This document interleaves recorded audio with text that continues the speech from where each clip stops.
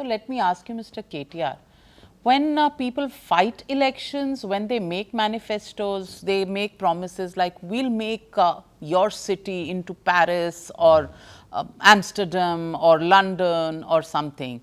And when performance is questioned, you start comparing Hyderabad, which was supposed to be the alternative to the high-tech IT capital of the country, Bangalore.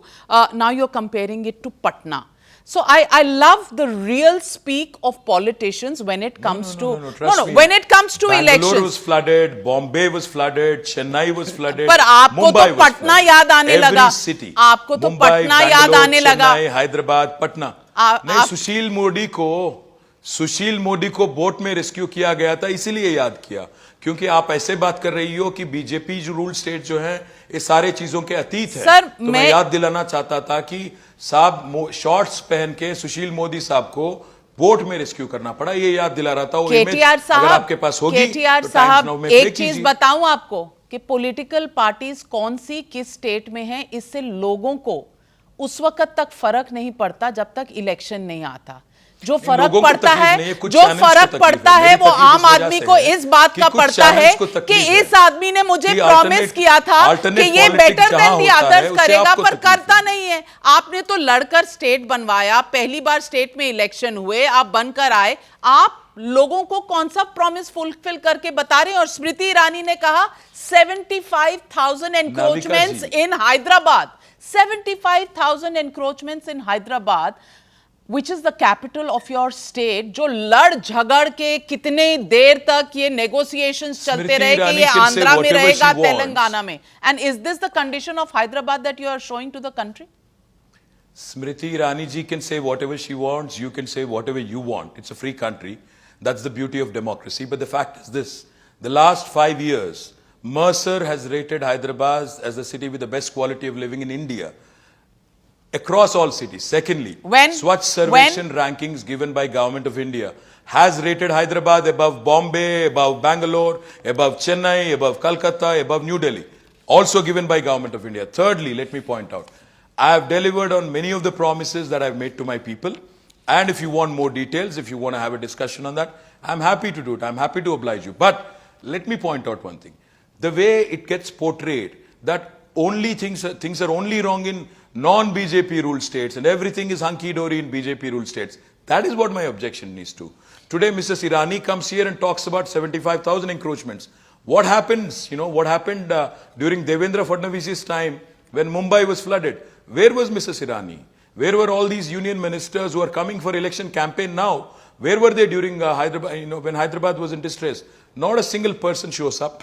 Not a single paisa is given. And now today they show up campaigning for election. So see, people of Hyderabad can see through these agendas, see through these designs, and see through the stepmotherly treatment that is meted out to us. We will certainly answer them in the same coin. So, well, Mr. KTR, let me make a few points. 100 smart city programs were made in which I think your city in Telangana also was given money. Tejasvi Surya says you're not turning Hyderabad into anything else, but he calls it Istanbul. And Krishna Reddy, the Union Minister of State for Home, says that Telangana has not got the benefit of schemes under which money is coming, which is the crop insurance as well as the Ayushman Bharat, which is the health insurance scheme. I also want to ask you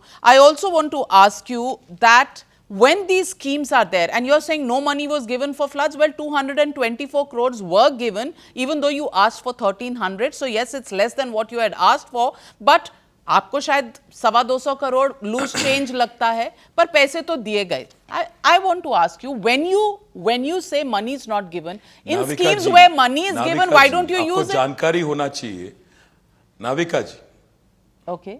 Navika जी, आपको दो चीजों के बारे में जानकारी होना चाहिए. मुझे बोलने दीजिए, विस्तार में बोलने देंगी तब मैं बोल पाऊंगा.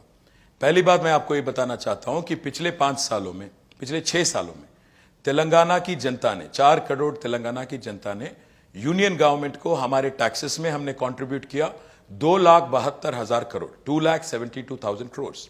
Now every state by devolution, by statute, through a constitutionally empowered provision gets certain amount of money.